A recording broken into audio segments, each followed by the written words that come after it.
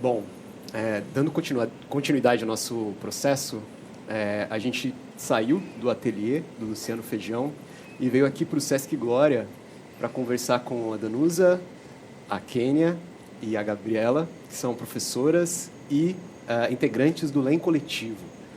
E essa conversa, ela vai tentar se aprofundar um pouco na visão da sala de aula sobre os problemas que a gente trouxe, que a gente vem trazendo, né, olhando as obras do Feijão, né? Então, essa visão se torna importante para pensar o objetivo dessa formação, né? E é importante essa escuta e atuação dos professores nesse sentido, né? Porque os professores, eles estão na ponta, né? E são eles que vão contribuir para que o sentido da obra reverbere, né? Talvez esse seja o principal objetivo de uma mostra ou de uma produção artística. É quando ela encontra com alguém que vai poder fazer com que o sentido da obra possa ser esticado para além daquele espaço onde ela está reservada, que no caso é a galeria, o museu. Então, os professores e professoras, eles têm essa função didática, né, de fazer com que o sentido da obra se estique. E é aí que, no meu ponto de vista, a obra, a produção, ganha força, de fato. Porque quando ela está dentro de um espaço muito restrito, uma galeria ou um museu, principalmente nesses casos, elas acabam sendo enclausuradas dentro desses espaços, entendeu?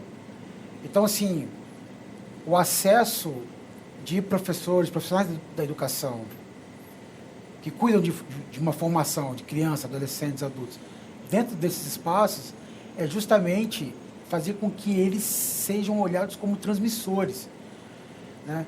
Porque a criança, o adolescente em sala de aula não está no espaço expositivo, muitas vezes, né? Muitas vezes estão, outras vezes não. Então, o professor, o educador, ele que vai fazer essa passagem, né? E aí a obra vai ganhando mais fôlego. Sim. E tendo em vista tudo isso, junto com a temática antirracista, né, o que chamou a atenção de vocês, ou quais são os pontos que vocês gostariam de ressaltar, enfim, e continuar essa conversa? Então, eu vou começar, então, provocando um pouco a conversa, porque o Luciano traz essa questão hoje, né, de nem todos os alunos e professores terem acesso aos espaços expositivos e, consequentemente, às obras, né, dele e de outros artistas. E quando a gente fala dessa temática antirracista e como a gente trabalha isso na escola, para quem conhece as obras do Luciano, é perceptível o quanto elas são provocativas e o quanto a gente consegue fazer de trabalho com elas em sala. Mas, infelizmente, a gente volta sempre no clichê do 20 de novembro e das máscaras africanas. Então, é muito comum, nessa semana de comemoração da consciência negra, a gente voltar para as produções de máscaras africanas. E aí, já deixo como provocação. Isso será porque os professores e alunos não têm acesso a esses espaços expositivos, ou os professores não estão buscando essas outras formações, como a gente está pensando, essa formação aqui. Você, enquanto artista, né, e minhas colegas enquanto professoras, e Renato também pode ajudar a gente a pensar nesse sentido.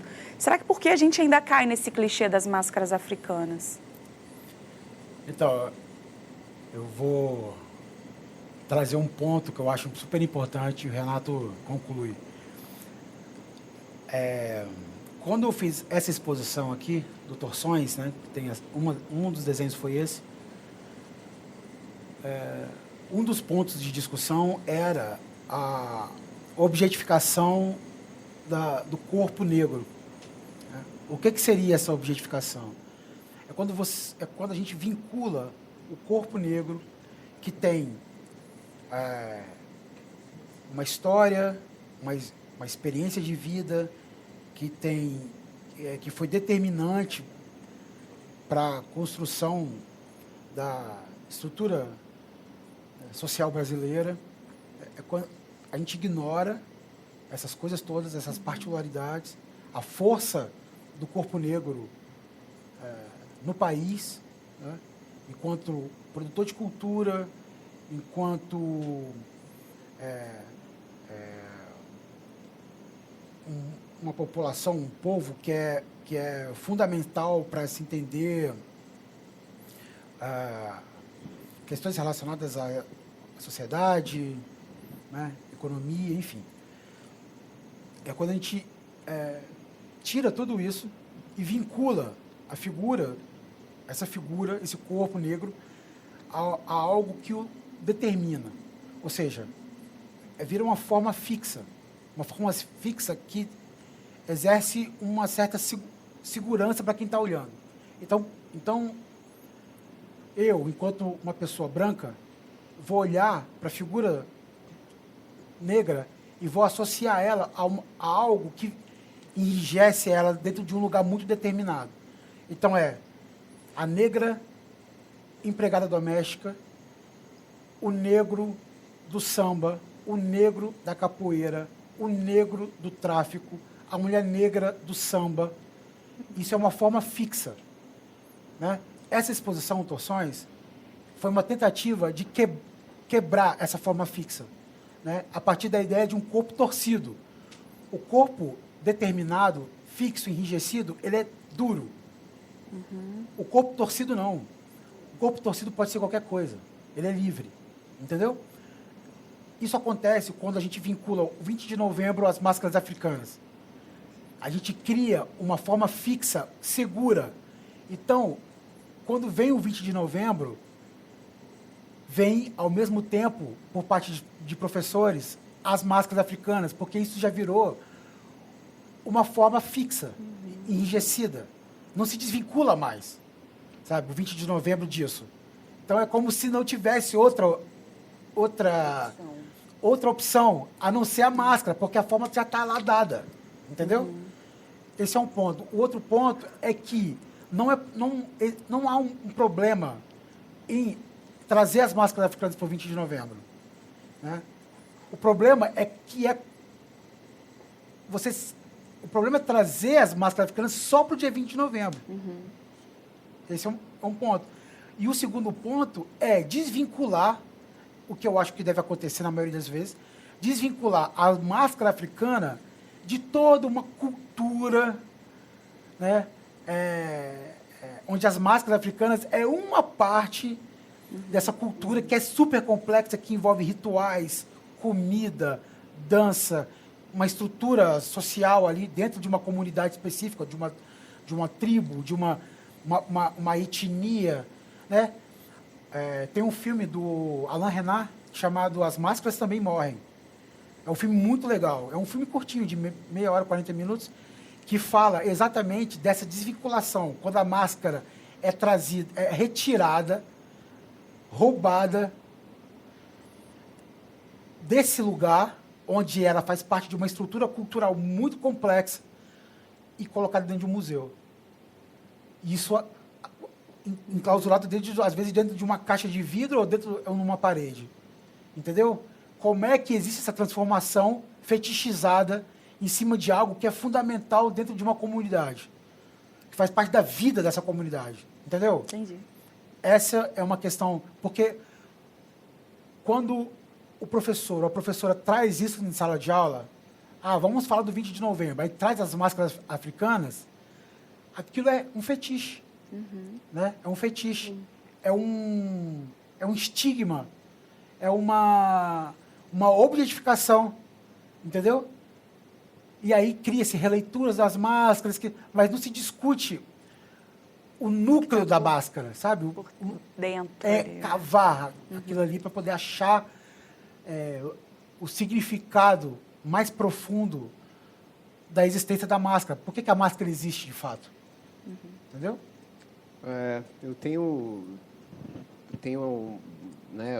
tendo a concordar com o Feijão, assim, principalmente porque volta para aquele problema do vínculo, né? Como que a gente consegue vincular a imagem com uma experiência mais profunda da própria subjetividade das pessoas, né? Então, esse sentido do que é a máscara fica esvaziada por uma prática que já está ali automatizada. Exatamente. Né? E aí, quando você fala, pô, mas será que são as formações? Será que são os professores que não conseguem, que não correm atrás e tal? E aí é um problema enorme, né? Porque talvez isso é uma coisa muito caso a caso também, né? Porque algumas pessoas têm mais disposição para buscar um tipo de conhecimento que outras, enfim, e a gente sabe que consciente ou inconscientemente o racismo ele opera, né? Inclusive nos nossos interesses, né? Nossos interesses intelectuais, enfim. Mas tem uma dimensão que é essa automatização da visão e das formações, dos processos de formação, né? Eu fico pensando... Como se fosse um manual, né? E aí, quando isso acontece, a pergunta é, estamos vendo essas imagens, né? Estamos vendo as máscaras como elas são mesmo, né? Ou a gente está só reproduzindo uma experiência já passada, né? Uma experiência já interiorizada, né? Então, acaba sendo uma questão muito difícil, assim, né? Para se definir, para se ter uma resposta. Mas quando a gente consegue desautomatizar alguns processos, e aí eu acho que nesse sentido é a coisa da torção mesmo, né? Como que a gente consegue torcer isso, né? E eu acho que a gente chega em lugares mais interessantes. Agora, a coisa de ser o 20 de novembro, né? E de ser só uma coisa restrita a uma semana, a um mês, é interessante mostrar o quanto que a questão racial na arte ou em todos os âmbitos da sociedade, né, ela é algo que é estrutural da nossa experiência social, né? Então, assim, não dá mais para a gente fazer isso num certo gueto, assim, né? Não dá mais para a gente colocar isso num espaço bem definido, né? Fazer um condomínio para isso, né? Eu acho que tá no momento da gente sempre deixar isso espraiado, né? E também colocar essa questão não só para artes ou para história ou para as humanas, né? Mas também pensar um pouco como que os vários saberes eles também se relacionam com a questão étnico-racial, né? E eu acho que isso é uma questão fundamental, assim, hoje. Não sei como a Danusa vê, né? Porque a gente está na educação básica. E o que acontece é uma redução muito maior do que só a máscara, né? Você tem uma redução de pegar e transformar fala de um continente como se ele fosse um país, né? Já trabalhei em escola, é só a África. E ignora, eu lembro quando eu fui em São Paulo e a variedade que você tem de máscaras, e é uma para cada país, né? E eu falei assim, e é uma máscara só, é uma receita pronta. E, infelizmente, isso é o que acontece, né? Esse costume do sistema, né? Não sei se é costume ou vira uma rotina ou se acomoda pela situação, pela praticidade. Fiz uma vez, deu certo, e ela vai repetindo aquilo sempre. E eu já passei, Danusa também deve ter passado por experiências, né? De romper isso, né? De romper a máscara e falar, não vou fazer máscara, porque, primeiro, não é um país, a África, é um continente, né? Mas eu acho que, quando ela fala, por que os professores fazem, eu acho que não é romantizar a nossa profissão de professora, mas é você olhar mesmo onde você está, olhar ali, ter um mínimo de empatia com o seu público, né? E eu passei por experiências, né, de trabalhar principalmente em periferia aqui na Grande Vitória, e a maioria dos alunos são pardos, são pretos e sem perspectiva de vida. né? E tá você lá dando história da arte eurocêntrica para ele. E que troço é esse, né? E falando só de homem, ser professora mulher, e você fala só de homem. E aí que eu comecei a mudar a minha prática, né? E repensar isso. Olhar primeiro para o meu aluno, o que a gente pode fazer por ele, né? E trazer referências para ele, né? Mas é muito difícil quebrar o sistema que muitas escolas se encontram, que o corpo docente se encontra, porque eles muitas vezes não entendem que existe racismo ainda. Que não existe isso. Para que cota? Todo mundo é igual. Tem preto e branco pobre. Não precisa. Está tudo igual para todo mundo, né? Então, assim, é o que você falou, não dá para a gente ficar fechado, que isso tem que expandir mesmo, né? As discussões, as conversas e trazer, né? Claro que o cenário lá dos inícios de 2010 para hoje, a gente já avançou muito, né? Nós avançamos muito, né? Por exemplo, o Mucane, como que ele cresceu, né? Nos últimos anos. Eu fiquei pensando, te ouvindo, eu fiquei pensando, né? O que acontece quando você se revolta contra a máscara, contra essa ideia da máscara, né? O que aconteceu quando você fez esse movimento reverso, assim, de olhar para as pessoas, A professora de história me olhou com a cara torta, como assim que não ia dar máscara para os meninos? Eu falei, porque é muito maior, a gente tem o berço da escrita é da África. Aí eu trabalhei com eles adinkras e trabalhei gravura com eles. E eu levei o conhecimento para eles verem que também o que me incomoda não entendo que não é, como dizer, não é desmerecendo a questão ritual da máscara, mas o reducionismo que tem tribal é igual o que fazem com o Brasil, aquela postura, lembra? Nos anos 90, que eu lembro que as jogadoras de vôlei relatando que achavam que a gente andava, que era tudo selva, floresta. O marido americano chegou e falou assim, cuidado que lá tem jacaré no meio da rua. Sim. Né? Reducionismo complicado. Que é a visão americana da África nos filmes, né? Todo mundo é assim.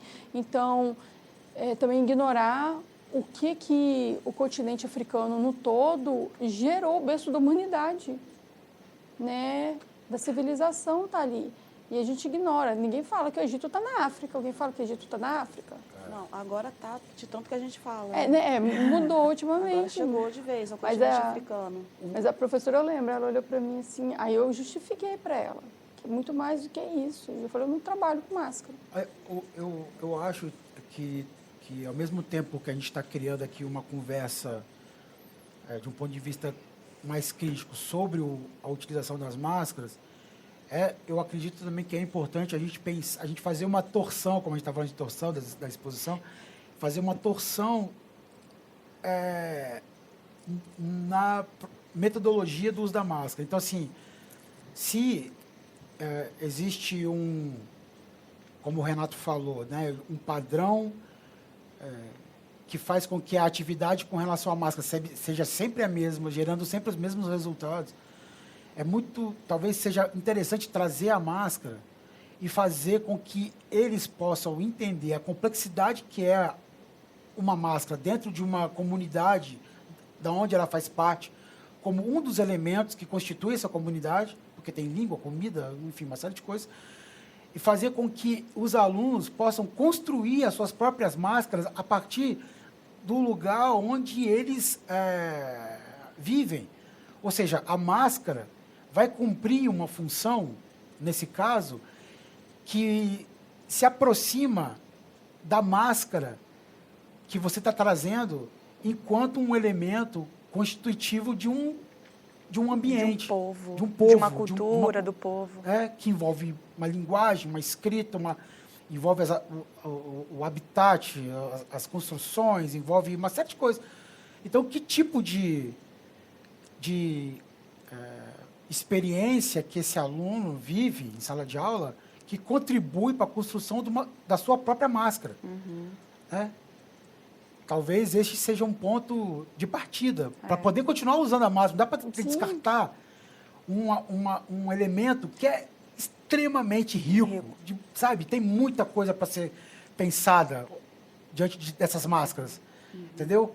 O que não dá é repetir um manual. Né? Usar de forma esvaziada, Exatamente. como ela tem sido usada ao longo dos anos. Né? Aí a torção acontece da gente, né? Acontece nesse primeiro momento, mas, por exemplo, a gente tem aqui no Espírito Santo o Congo de Máscaras, né? Que ainda, por exemplo, eu trabalhei em Cariacica, é um patrimônio da própria comunidade e que os alunos não conhecem. Sim. Né? E como que ela tem uma relação profunda com Queimado, com a história de Queimado, a região ali de Roda d'Água, e as pessoas também não sabem. E a torção acontece em nós também, da gente olhar para o nosso currículo, para a nossa maneira de trabalhar e quem a gente leva para a sala de aula, né? Foi o que eu estava comentando sobre a representatividade, né? De obras e de artistas negros para a gente trazer em sala de aula, né? Mas tem que ser, que eu já comentei uma vez, né? Que tem que torcer tudo e repensar, não é repensar, não acredito nem em repensar, em reconstruir. Refazer. Né? Fazer novamente, fazer um novo, né? A partir de nós. Eu queria partir dessa discussão que já foi aberta aqui, que a gente está falando do 20 de novembro em todo momento, como se o 20 de novembro fosse necessário estar marcado em currículo, estar marcado em conteúdo, estar marcado no calendário escolar como uma ação que valide a cultura negra na sala de aula. Exatamente. Como se fosse uma chancela, né? Precisa passar por garantia. isso para garantir que aconteça. Então, tem que estar lá anualmente delimitado no calendário escolar, que fala assim, lá, está aqui, estamos aqui. Mas é muito mais do que isso, porque a Lei 10.639, ela pede ao tempo todo que você trabalhe minimamente 20% do seu currículo, dos seus conteúdos, na cultura afro-brasileira, na cultura ancestral africana, né? E esse que é o grande problema, porque pede rompimentos dentro da pesquisa pedagógica, dentro da pesquisa de ensino da arte, que a academia não trouxe. Né? A gente está falando de chancela, mas também a academia não chancela isso ao professor na formação inicial, muito menos na continuada. Agora, então, está ficando cada vez pior, está mais distante. À medida do fim do politicamente correto se concretizando, de uma transformação nas políticas educacionais a partir de cima para baixo, essas coisas estão se afastando legalmente. Né? Hoje, a gente estava comentando da questão da formação continuada, escrito senso na universidade. Não está havendo mais essa discussão de arte. As pessoas estão se aposentando na academia, não tem mais quem traga a discussão da arte no mestrado, no doutorado, não aqui dentro, né? Não aqui dentro, mas a gente precisa ir para fora. E quem hoje da educação básica, da educação pública, pode hoje conseguir uma licença para sair do seu estado, sair do seu ethos, do seu local, né? Para estudar isso fora. Então, assim, eu queria chamar essa discussão do 20 de novembro para uma coisa de rompimento, torção, rompimento. Existe um currículo que está ali, que ela está tradicionalmente, historicamente construído, que a escola, a educação, o professor não conseguiu romper, independente se é de arte, de história, letras. E quando ele consegue romper, ele é tido como estrangeiro, estranho dentro da escola. É o revolucionário, é aquele que está ali para quebrar tudo e vai destruir a cabeça das crianças. É assim que se pensa. O exemplo que a Gabi deu, né? Que o professor de história foi... Achou ruim. Achou assim, ruim, né? Não, que é isso que você está fazendo, né? Não o uso das máscaras. Não, é assim. Por que não trabalhar máscara? Poxa, tão tribal, né? Então, tribal de quê? De onde? Para onde? Porque algumas vezes eu vi pessoas usando referências da Polinésia, da Macronésia, errando, achando que estava falando de África. Meu Deus. Né? Acontece, isso acontece muito, porque quando você joga isso na internet, naquelas ferramentas de pesquisa, joga a imagem, mas não diz aonde, a pessoa não abre. Minimamente, né, complicado. seria o mínimo. Né? É complicado. E do outro lado, do lado de cá, quando a gente já joga em território brasileiro, na diáspora forçada, a gente tem... Quem são os caras que estão lá atrás? Quem são essas mulheres que vieram lá de trás? A gente tem um exemplo do Estevão Silva, né? Lá na base do academicismo brasileiro, que foi um dos poucos afro-brasileiros que conseguiram entrar na Escola de Belas Artes, e poucas pessoas conhecem, a não ser quando alguém traz. Né? Eu levei o Estevão Silva, e o ano passado para a escola, as pessoas achavam assim, natureza morta. Foi quem? Foi Mondrian? Né? Porque não acredita que um homem preto ou uma mulher preta, conseguiria produzir o que o Estevão Silva produziu em termos de realismo. Né? É complicado.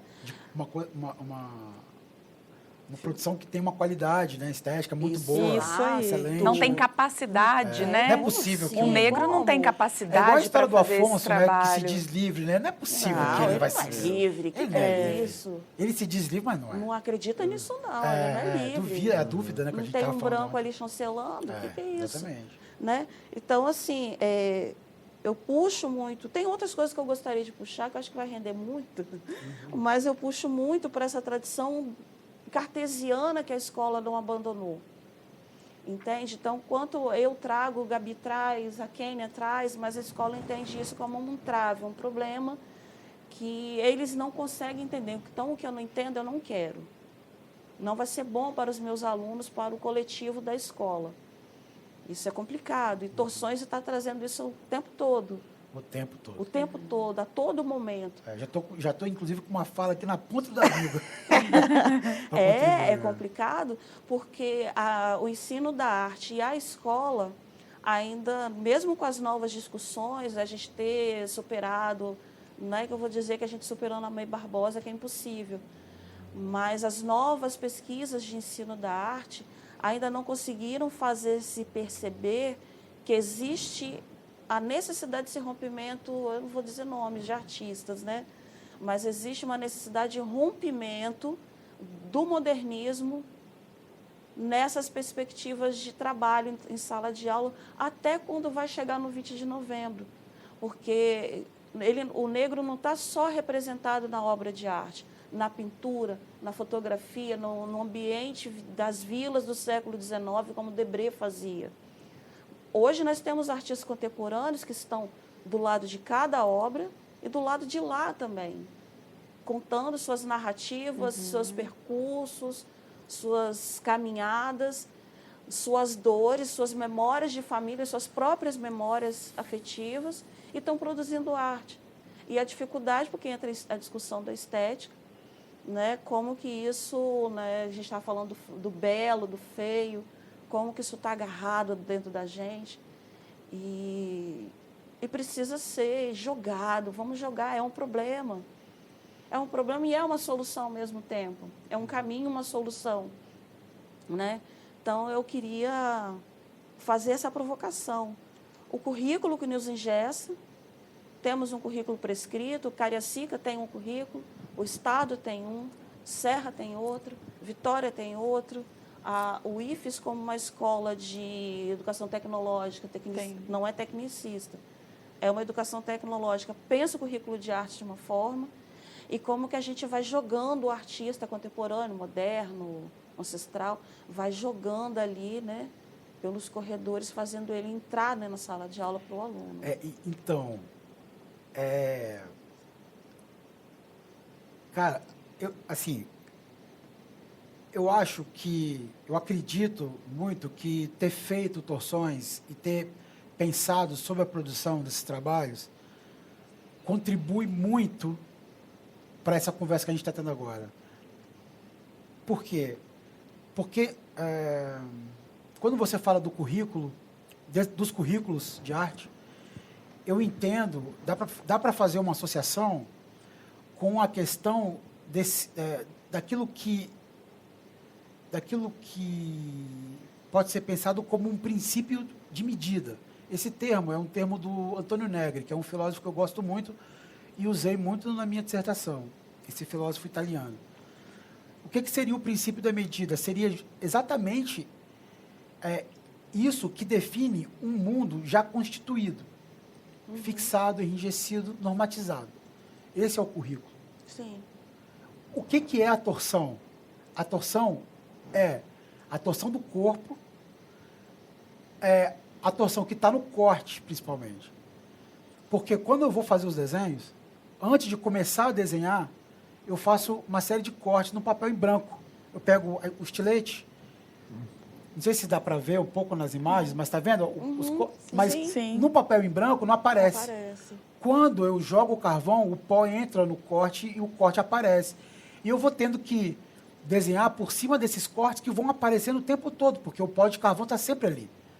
Então, o desenho é construído ao mesmo tempo, ele vai sendo construído com os cortes, né? E o que seria esse corte? Seria exatamente isso que você acabou de falar, que o professor que tem que ir driblando. O corte é quando a gente sai de uma forma muito enrijecida, que tem esse princípio da medida muito bem estabelecido, e é o corte que você tem que abrir para entrar. Jogar lá dentro. Para se jogar lá dentro. É. Porque você tem praticamente certeza de que aquilo que você não está vendo, porque você só vai ver depois que você abrir e passar, você tem praticamente certeza de que é melhor do que o que está aqui. Entendeu?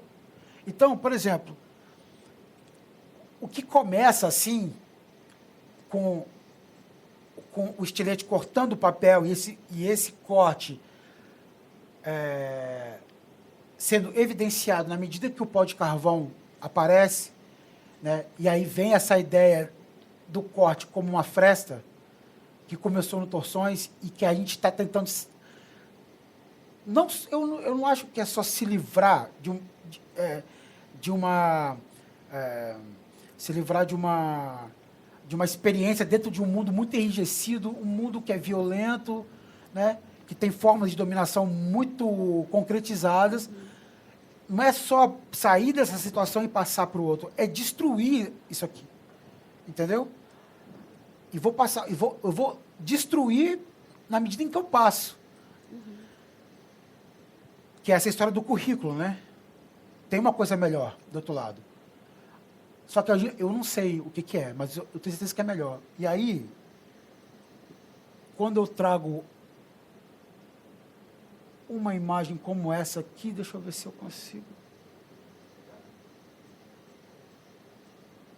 Quando eu trago uma imagem como essa, por exemplo, que o corte do estilete que começou lá em 2016 no Torções, vai se transformando, e aí passa a ser um corte que é quase no corpo todo, tá vendo?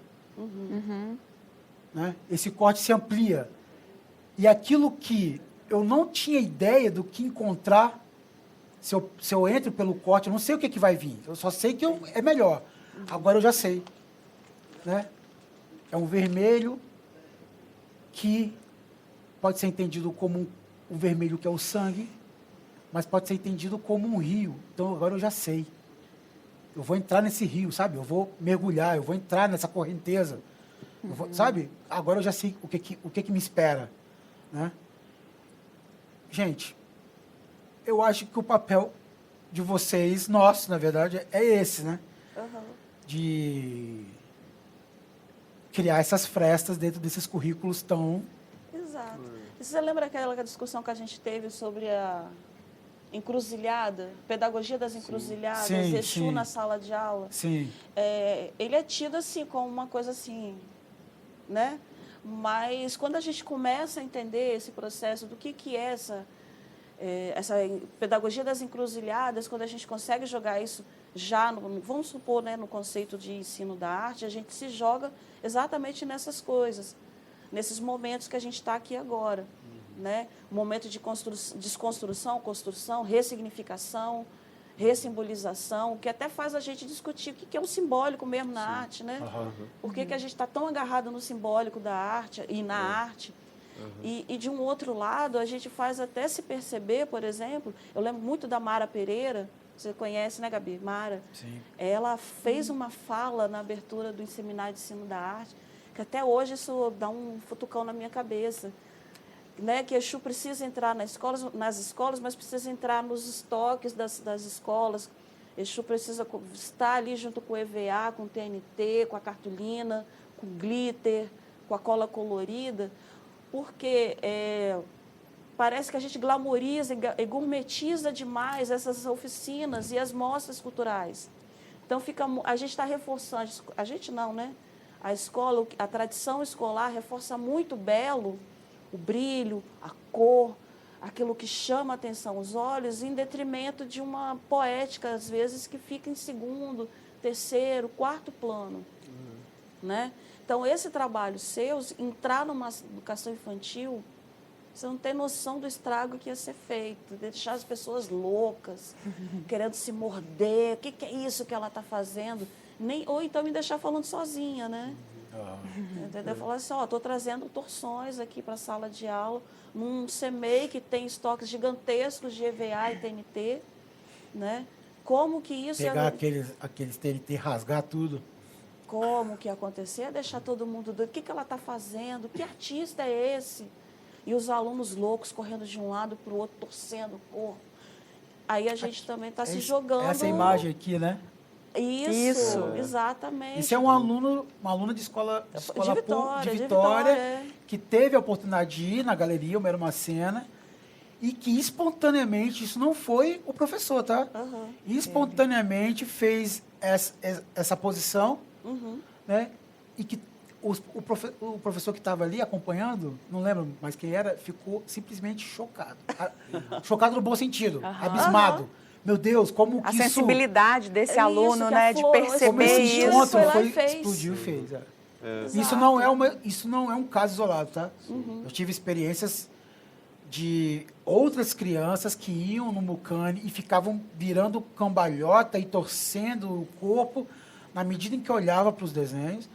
E alunos do curso de Educação Física do Claretiano, que foi na exposição e que espontaneamente também os alunos de Educação Física começaram a criar ali uma outra experiência com o corpo torcido diante dos desenhos. Nossa. Levar a escova de dente, né, para eles pintarem, como você estava falando ontem com a tinta preta. A tinta preta. Numas escolas onde é uma briga para comprar um pincel tradicional, né? E usa a escova de dente. A cor de pele, né? A cor de pele. Então, dá a escova de dente e a tinta preta, que seja nanquim, que seja guache. Mas fazer pintar com a cor preta, né? Sim. Que não é comum isso. Não dá para colocar um pouquinho de água no nanquim para render? Dá para colocar. Um pouquinho de água no guache. Eu acho interessante isso que vocês falaram, assim, que eu percebi uma linha bem interessante para essa função criativa da docência, né? Que é ignorada, né? E aí eu fico pensando nessa coisa que a Danusa traz do currículo, né? Então, assim, é como se reconhecesse assim, olha, a gente admite uma diversidade, então cada município vai ter o seu próprio currículo, né? Só que o que acontece na prática é que em cada lugar você tem uma norma fechada, né? Uma norma de ação. E aí a coisa que você traz, né, da pedagogia da encruzilhada e desse conceito do Exu como esse elemento criador, né? E não esse diabo, né, cristão, assim, esse demônio, mas com essa coisa, a comunicação, a coisa de que a encruzilhada é esse caminho que você não sabe para onde ir, você inventa um terceiro caminho, né? E esse terceiro caminho vai inventar outros quartos, quintos e isso vai, né? Esse elemento que potencializa e que cria, né? Que dá movimento, né? E essa criatividade, quando a gente vê os currículos, quando a gente vê as formações, ela está abolida, né? Ela não é admitida, né? E é muito louco, né? E aí eu fico pensando num pouco do que a Kênia trouxe no começo, né? Do quanto que às vezes a gente internaliza isso, assim como a gente internaliza vários pensamentos e várias práticas racistas, né? A gente também internaliza essa não criatividade, assim, né? Porque a gente precisa sobreviver dentro de um sistema, né? E aí você acaba não vivenciando isso. Mas quando a gente entende e pratica isso, a gente consegue até lidar melhor até com a nossa frustração diante disso, né? Porque aí o fracasso também é um motor para alguma coisa. Você está você muda o parâmetro para avaliar o que você está fazendo, né? É isso, é essa coisa da escova de dente ao invés do pincel, né? Lidar com a precariedade, mas visando uma coisa para além, né? Você fala, olha, não vai ser Da Vinci, né?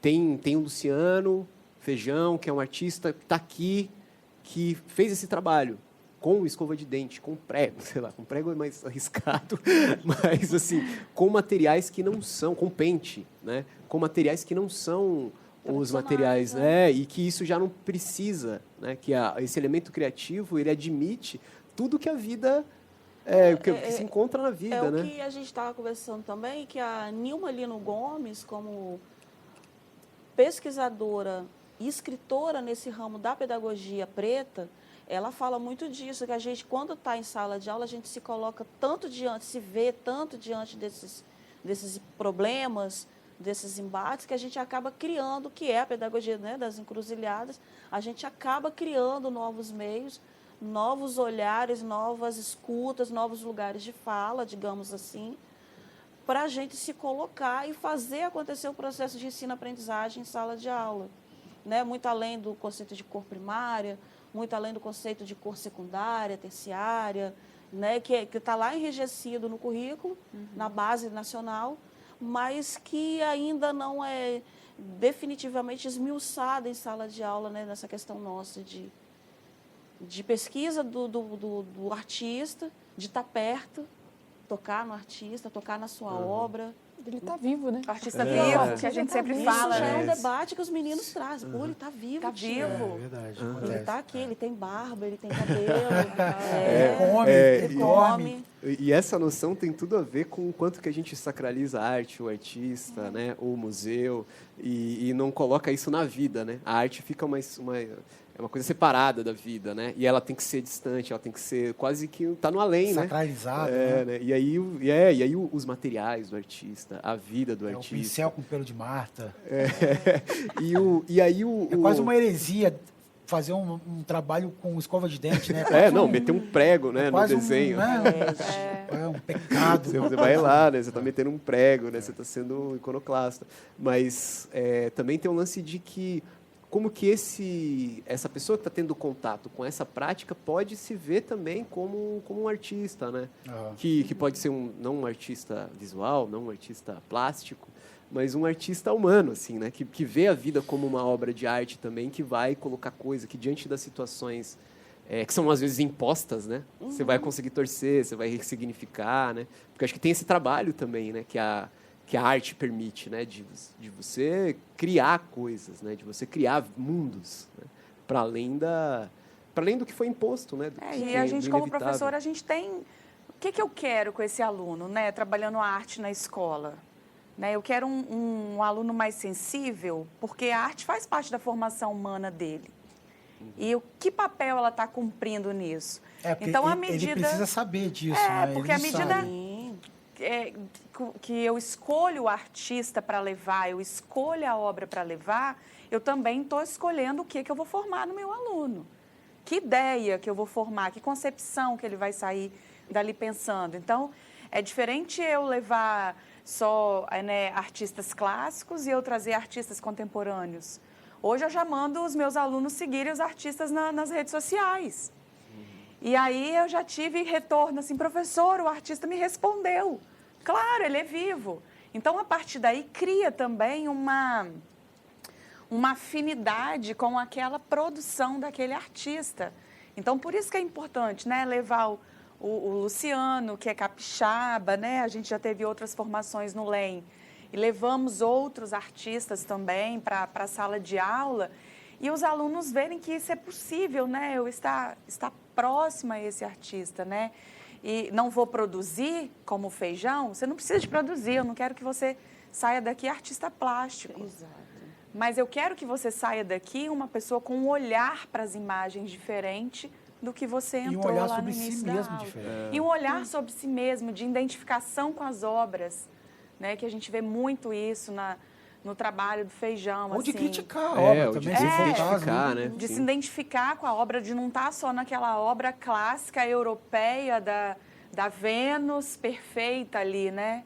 E eu não ter que desenhar só daquela forma, Sim. né, como os movimentos mais clássicos do academicismo, mas eu também fazer um outro movimento na sala de aula para desconstruir esse belo que vocês falaram muito também na conversa, no bate-papo Assim, ontem, né?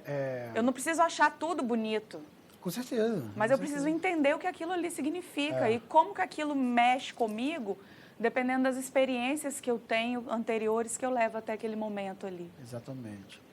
Então, isso que você está trazendo, que já é um complemento de tudo aquilo que a gente já está falando, é importante a gente pensar um pouco nessa imagem que também vai estar no jogo, assim como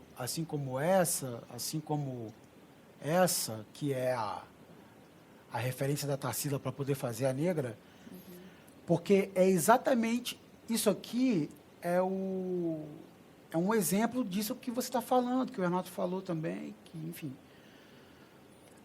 que é pensar uma obra de arte que está sacralizada, né, que está dentro de uma estrutura muito enrijecida. De novo, estou falando sobre isso. Né, que tem essa importância enquanto uma produção que diz respeito à construção de uma identidade nacional brasileira, né, que não precisa provar nada para ninguém e que, de repente, tem um sujeito que pouca gente conhece, que faz uma proposta de problematizar essa imagem a partir de uma perspectiva étnico-racial através dos pregos. Sabe? Essa discussão não é só minha, obviamente. Eu já vi a própria Lila Schwartz falar sobre esse trabalho especificamente, mas eu senti a necessidade de, na medida em que eu vou fazer uma exposição sobre as escravas homens de leite, é quase uma obrigação minha trazer a negra da Tarsila do Amaral para desobjetificar ela, porque uma imagem como essa, pensada de maneira objetificada, ela vai corresponder a toda estrutura racista criada a partir do surgimento dela. Ela é fruto, essa pintura é fruto de uma construção escrava que durou quase 400 anos. Só foi possível esse quadro porque o Brasil passou por essa situação. Né? Na medida em que a gente desobjetifica ela, por quê? Porque quando ela está objetificada, ela acaba trazendo elementos que não ajudam o público, o espectador que está olhando para aquela obra, o aluno, a criar um olhar crítico sobre a obra. O que ele vai ver é, nossa, que bonito, que interessante. Né? Quando a gente desobjetifica, a gente está dissecando ela está aberta. E aí a gente crava os 3 pregos, entendeu? A gente faz a sombra do prego. Está vendo a sombra do prego? Sim. Está escorrendo alguma coisa ali, né? Cravou o prego, escorreu alguma coisa ali, preta. Sabe? Então, assim, precisa ser considerado agora essa desobjetificação, porque esse é o momento em que a gente torce o sentido da obra que já está tão fixado, enfim. Investigar contrapelo, essa história aí. Investigar contrapelo, igual o Walter Benjamin. Isso. A Ana May coloca, né? A contextualização histórica a gente faz para isso, né? Sim. A obra, ela tem que ser analisada no período que ela foi produzida. Então, a negra, em que período Tarsila pintou? Né? Hoje a gente traz para ela com essa outra visão que você nos propõe. O Renato falou uma coisa muito importante. Ele fala, essa obra não está no passado, ela está no presente. Tá, até os dias de Sim. hoje. Ela está no presente. É como se nunca houvesse um passado para ela. Né? Porque ela hoje, olhar para essa obra hoje e criar essa problematização, digamos, a partir dessa imagem, é entender que na verdade, ao longo do tempo, aquilo que se falava sobre a obra foi mudando a partir das novas configurações que o mundo foi se moldando. Entendeu? Então, aquele tipo de discurso que foi criado na primeira exposição em que essa obra foi exibida, era provavelmente muito pautado ainda nas questões mais formais, estéticas, né? Muito vinculada ao próprio movimento modernista, enfim, Semana de 22, etc, etc. Ao longo do tempo, né, a gente vai criando uma... Teve essa necessidade, exatamente, né, de ter outras até chegar num ponto em que a gente quase que quer destruir essa obra, né? Destruir nesse sentido, né? Teve um cara que meteu uns pregos, né? Teve um cara que meteu os pregos, né? E não foi na obra, né? Foi numa reprodução da obra preta e branca. Mas aí tem Meu um sonho é meter os Tem um pregos no desejo. original. Mas aí, como eu não tenho a possibilidade de ter o original, o que eu fiz? Eu fiz uma releitura. Cadê? Acho que tá aqui. Não, tem que escrever. Volta. Tem que... Aqui, eu fiz uma releitura. Sim. Né? Na impossibilidade de ter o original, eu fiz uma releitura. E aí, problematizei a partir da releitura, porque eu fiz uma fenda, tá vendo a fenda? Fiz o desenho com material não nobre, que foi com escova de dente, né? Tarsila do Amaral provavelmente fez com pincel pelo de Marta. Ela era da academia, né? Ela é da academia, mas eu não. Eu fiz com escova de dente e no meio da fresta eu cravei os pregos. Né? Então, assim, estou trazendo a ideia da escrava ama de leite para um debate dentro do campo da arte? Sim. Mas eu também estou... enfim, estou criticando a obra da Tarsila. Sim. Eu acho que nem tanto a obra, mas o que se falou sobre a obra. Porque a obra, lá naquela época, dentro do modernismo, dentro da estética, né, era aceitável.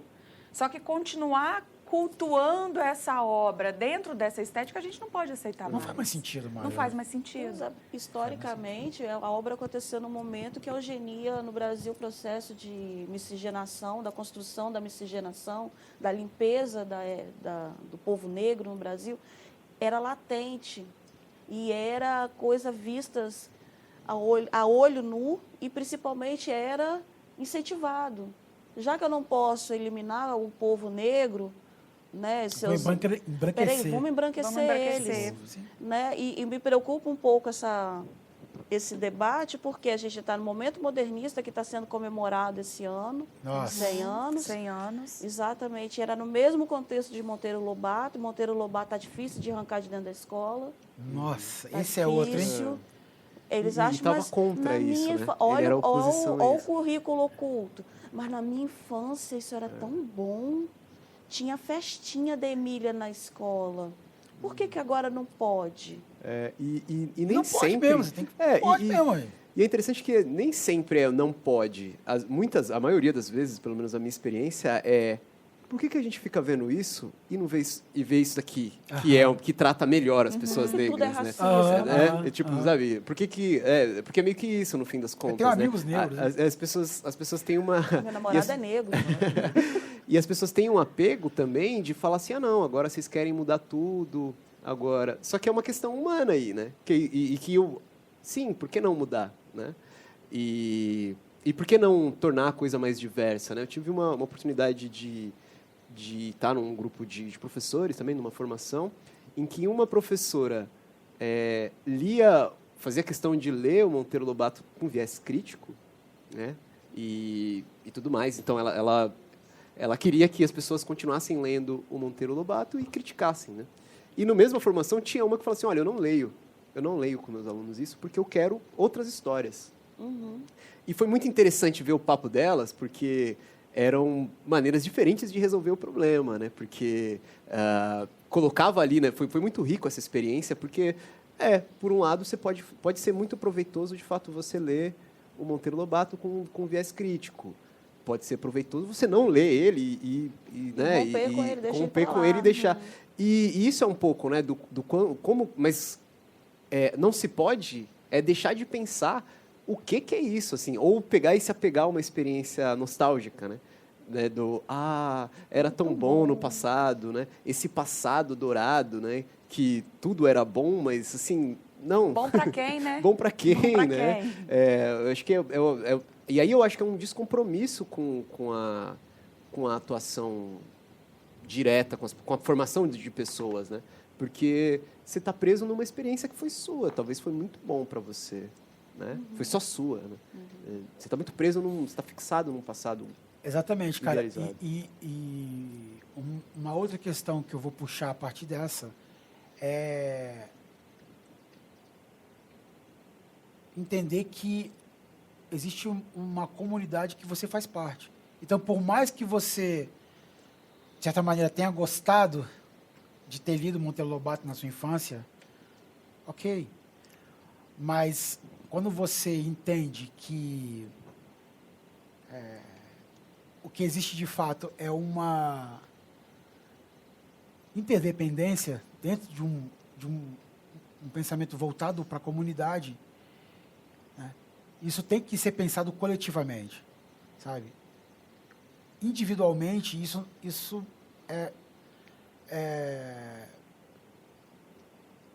isso vai ficar muito restrito a uma experiência muito pessoal.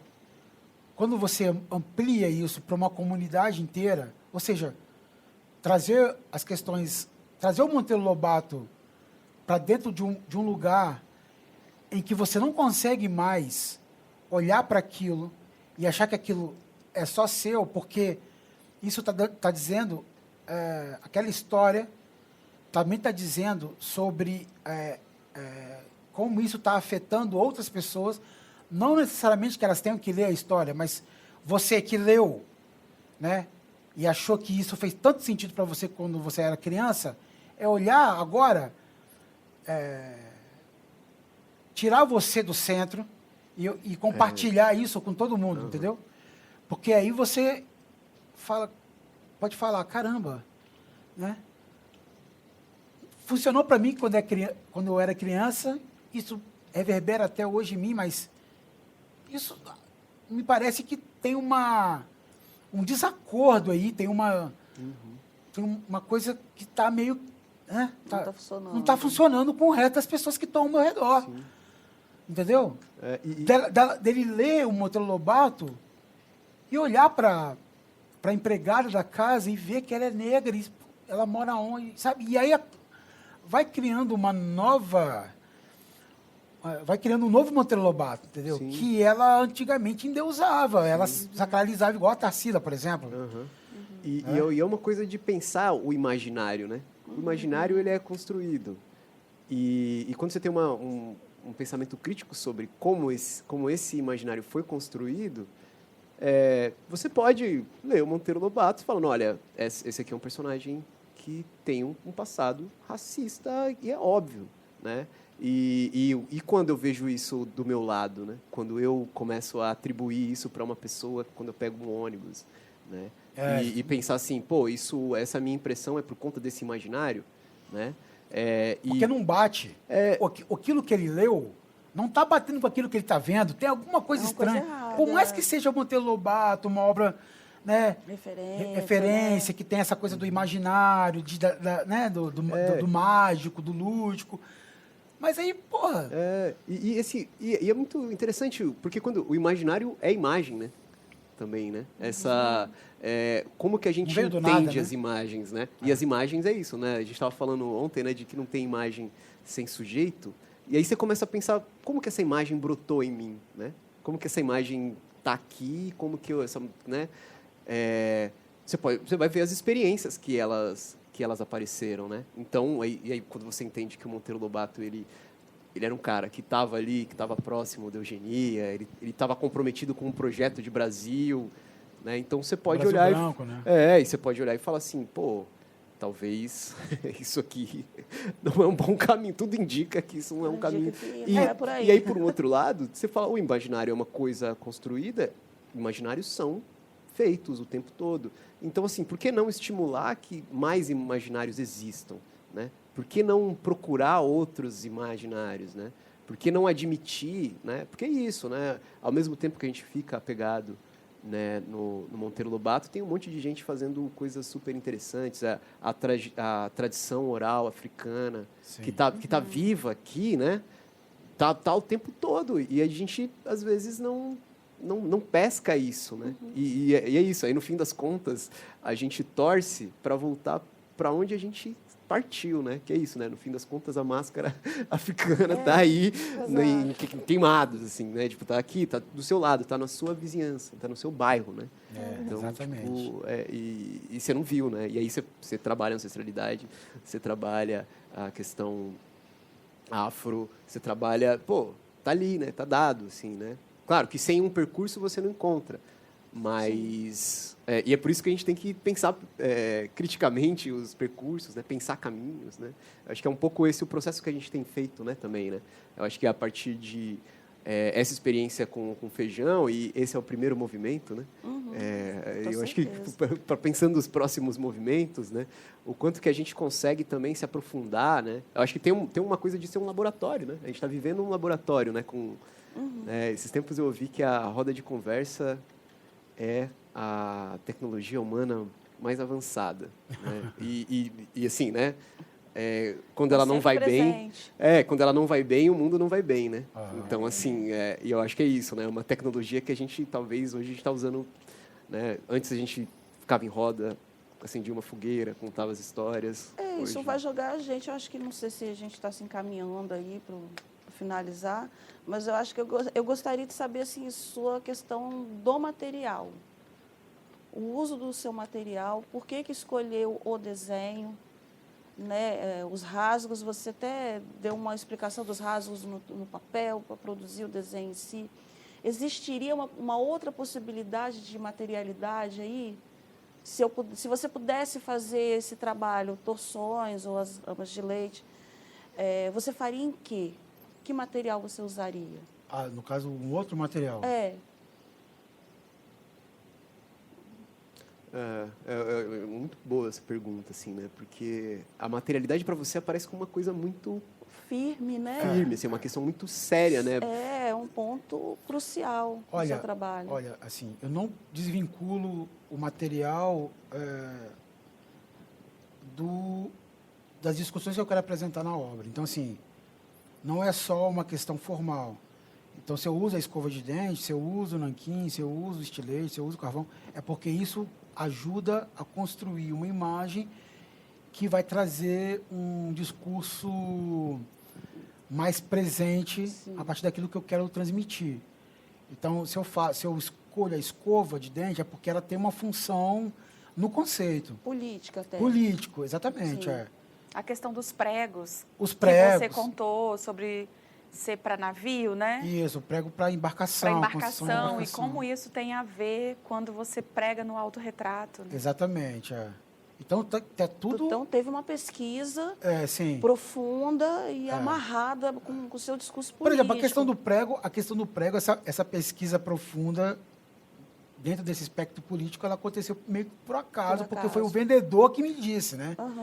Esse prego galvanizado a fogo, ele é usado para a construção de barcos. E na hora que ele me falou isso... Uma coisa com a outra, é o navio. É o navio. Encaixou a história. Encaixou.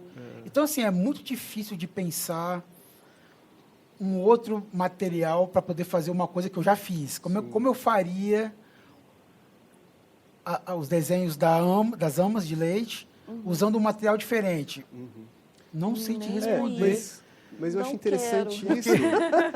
Porque eu acho interessante, ao mesmo tempo isso é interessante, porque, principalmente partindo da história da arte, né? Quando fala assim, olha, a proposta de um determinado movimento, de um determinado artista, está relacionado com a materialidade, não está relacionado com a política, não está relacionado com a história. Nada. O importante, para mim, é o material. Mas o material, ele é político, né? Então, assim, quando... A escolha é política. Então, eu acho que eu tenho a impressão, te ouvindo, eu tenho essa impressão, assim, né? Que a materialidade, ela compõe seu trabalho e isso Então, assim, a escolha do material meio que se justifica porque você consegue, a partir disso, né, e vira um imã, né? Porque aí, de repente, você vai pegar um prego, né? A história do material, ele vai sozinho, ele vai, né? Então, isso, os objetos do cotidiano, né?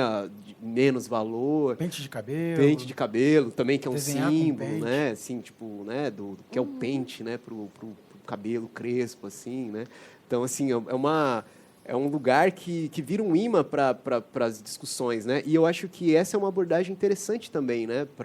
Eu falo pela minha prática, né? sim. Porque normalmente a gente fala de forma e de material, é o jeito de você falar que não vou falar de política, não vou falar de essa coisa de ficar falando de política, ficar falando de raça, melhor com desvincular. arte, não tem nada a ver. E aí, mas não, né? É melhor desvincular, né? É melhor tirar o prego da obra, né? É melhor tirar o prego, né?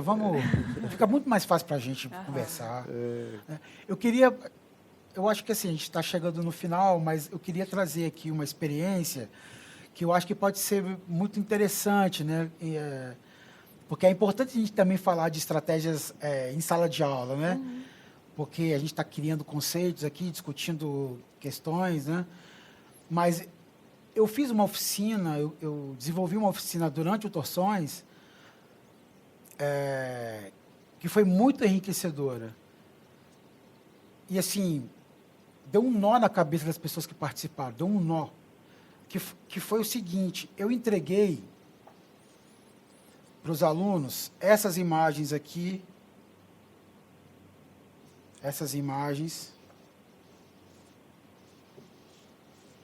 que eu também entreguei para vocês. Né? Essas imagens que vocês têm. Assim, eles adoraram. Eles seguravam assim, sabe? Não solto mais, eu quero isso na minha parede. Igual a Danusa fez. Vou comprar moldura. Vou botar no passo para tudo. Nossa, ficaram apaixonados. Pedia para eu assinar. Aí eu falava assim, gente, esses desenhos aqui, essas reproduções, né? O original tá lá. Você tem acesso. Né? Agora você tem a oportunidade de ter uma impressão com uma qualidade boa, né? E que você vai levar. E aí você faz o que você quiser. Eu imagino que vocês vão guardar com cuidado, né? Já que vocês gostaram tanto. Sim, sim. É isso mesmo, Feijão. Isso aqui resguarda, né, a obra. Já que você não pode levar o original, por várias questões, você leva a reprodução. É uma forma de você carregar contigo uma imagem que para você teve um significado importante, né, e tal.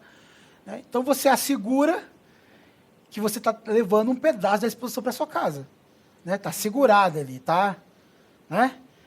Que lindo, né? Pô, você pode até chegar para um amigo, para alguém, para um parente, mostrar para o parente falar, nossa, que bonito, e você falar, eu vi o original. Então, sabe, eu tive essa oportunidade de poder ter acesso ao original, ao desenho original, e trouxe para casa.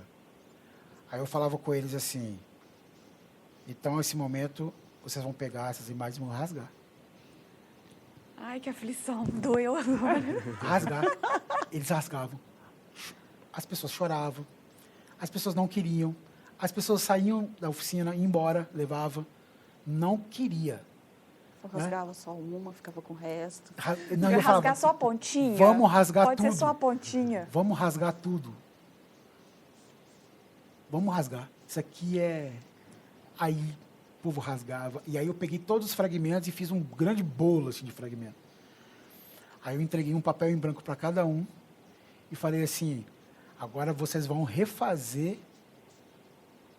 uma cabeça a partir dos fragmentos que vocês vão pegar aqui. Olha. E aí gerou imagens assim. Essas aqui são as minhas, porque, né, são os exemplos, né? São os exemplos, mas era isso que eles faziam. Mais ou menos isso, né? Constrói uma cabeça com os fragmentos. Aí todo mundo passava aquele Muito aperto, né? Aqui. Nossa, fantástico isso, hein? Deixa eu mostrar aqui. Né? Então, assim... fazia a cabeça através de colagens, e eu dizia para eles assim, aqui, eu dizia para eles assim, vocês vão inventar tudo, né? Vocês não vão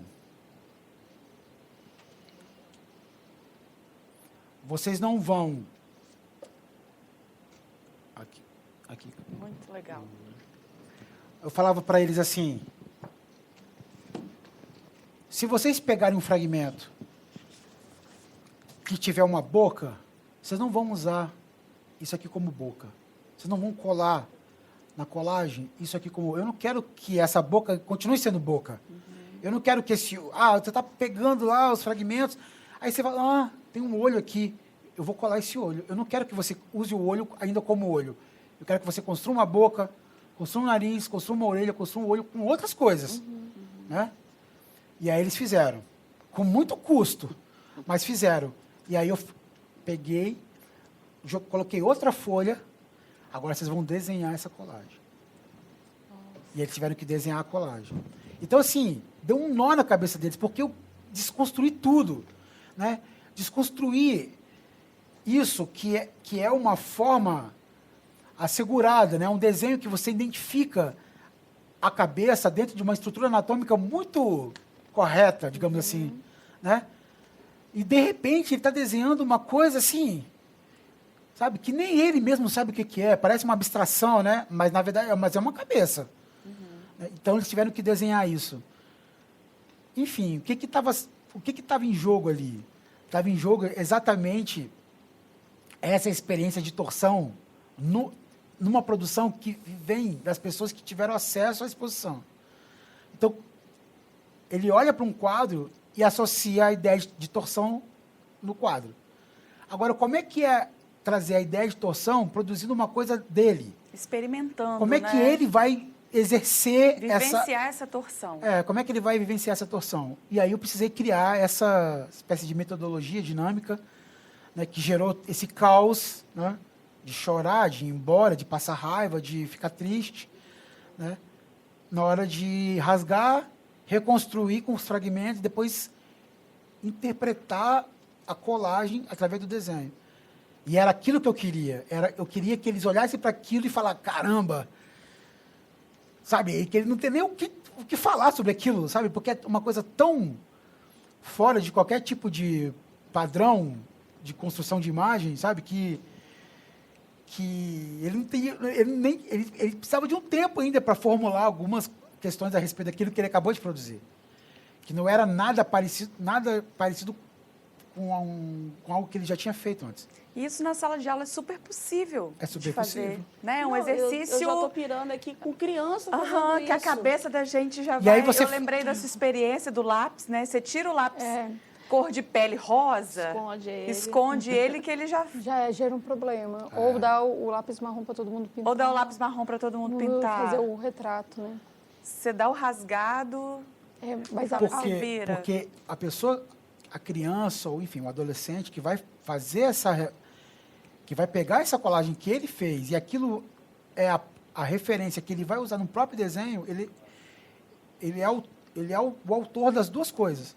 Mas quando ele faz o desenho e ele termina, ele precisa reconhecer ali, primeiro, que a dificuldade que ele passou durante todo o processo foi importante para ele pensar uma nova configuração de imagem, que não é mais pautada pelos cânones, né? Não é mais pautada por uma anatomia artística, é pautada por outra coisa. Né? E aí vocês vão discutir, né, que coisa seria essa. Tá, se isso não é mais... Se a gente pensar essa construção de desenho baseada na anatomia, baseada nos cânones, não vai encaixar. Não vai encaixar. É igual ter o joguinho do quadrado que a pessoa quer colocar o triângulo. O triângulo, não vai encaixar. Então, quais são? Então, isso a gente joga fora.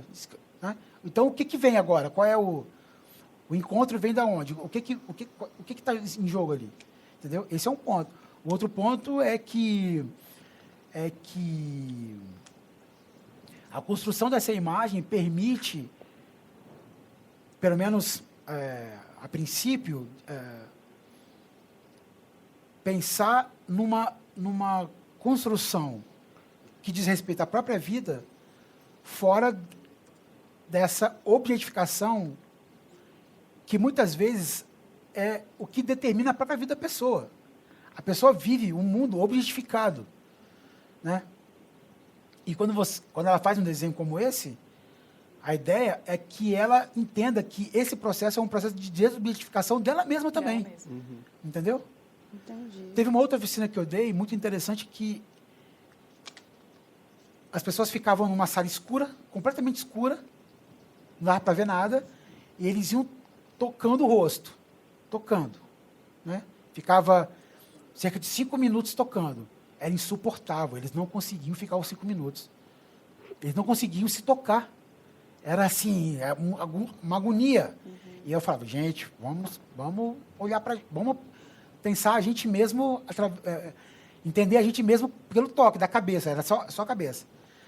Né? Ok. Aí eu, depois dos 5 minutos, acendia a luz, aí eu falava assim, agora vocês vão fazer um autorretrato a partir da experiência do toque. Então, o que ficou no toque? O que ficou no toque e na memória? E eles tinham que fazer o autorretrato. E a partir do autorretrato, eles tinham que responder algumas questões sobre o reconhecimento, se ele se reconhecia no retrato, né? Ele fez o retrato a partir de uma experiência do toque, e aí eles tinham que se reconhecer, eles tinham que responder perguntas do tipo...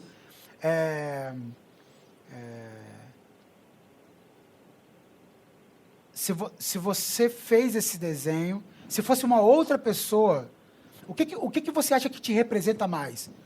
Um retrato seu, você olhar no espelho, você mesmo, ou esse desenho?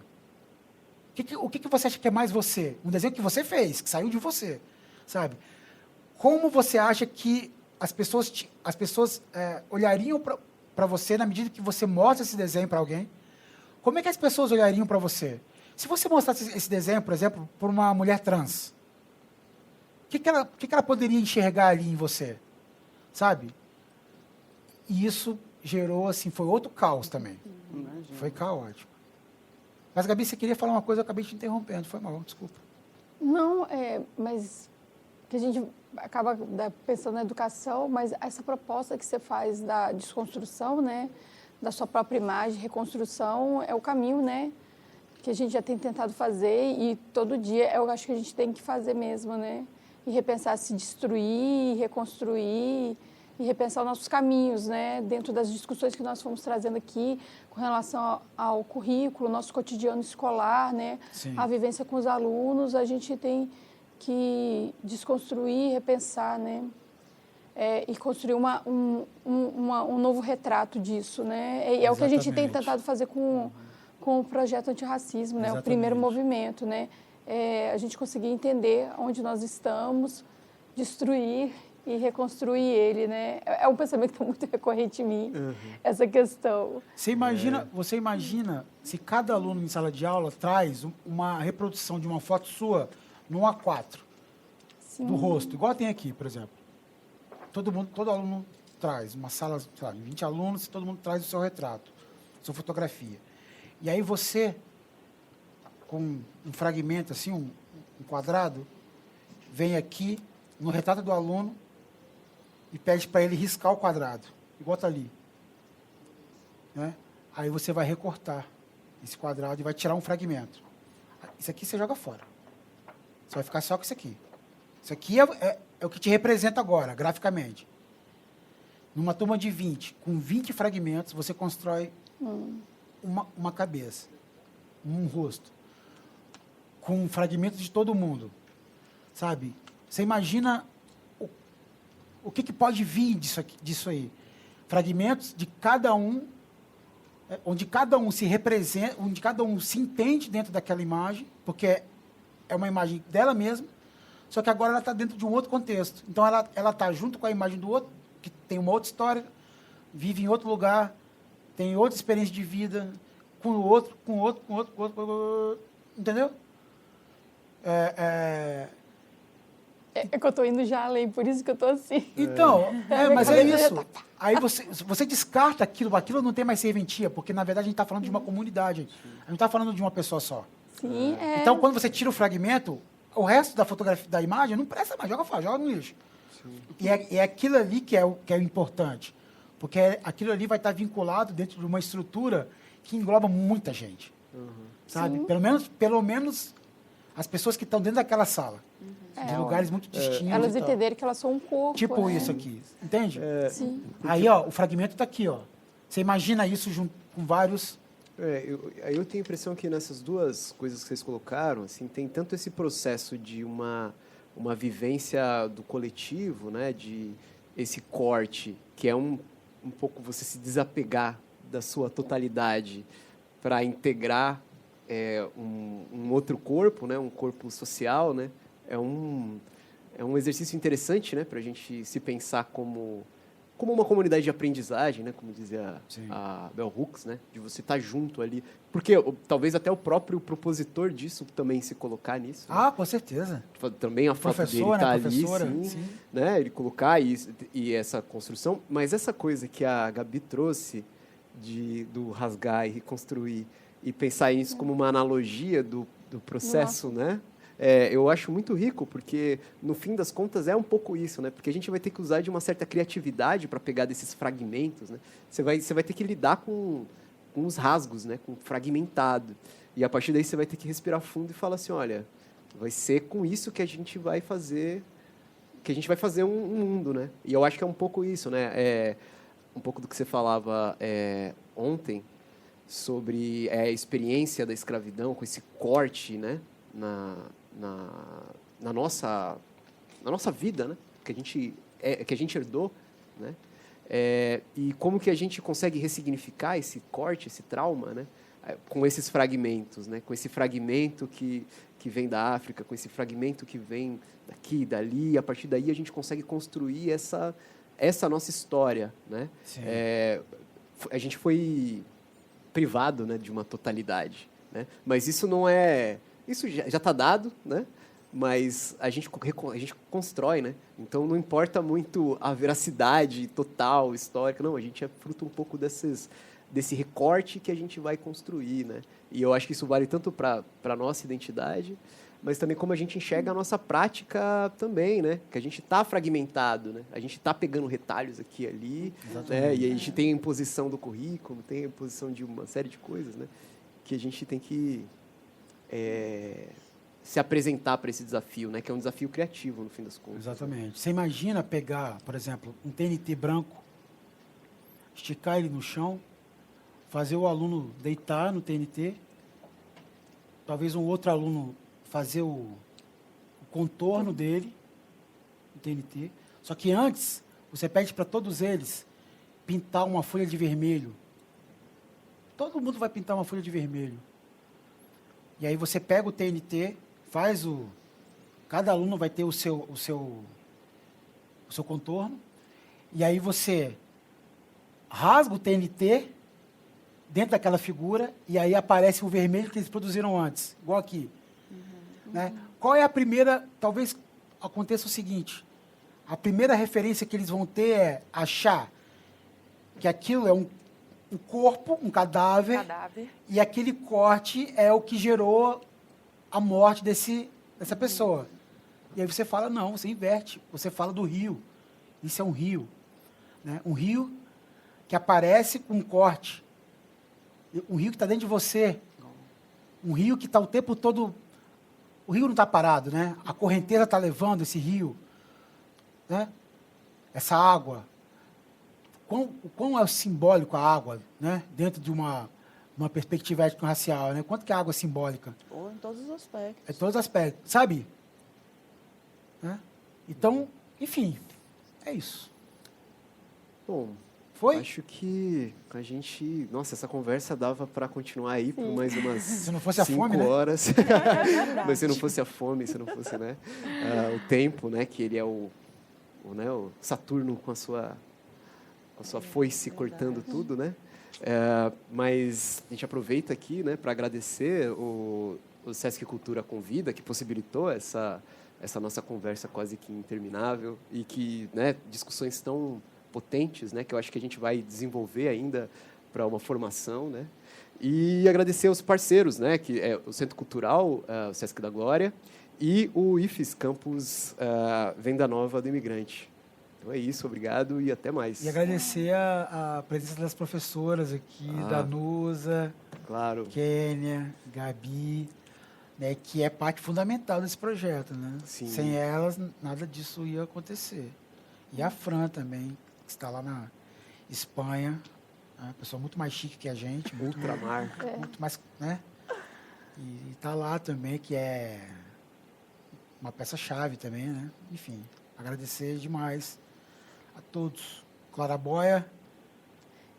Em nome do LEM, né, a gente agradece a Clara Boia que está conosco, né, e agradeço a Kênia e a Danusa por estarem presentes, você, a sua generosidade, Luciano, e Renato, que também por estar compartilhando esses momentos, esses dias conosco. Nossa. O LEM agradece e em breve a gente está junto de novo. No segundo movimento. É.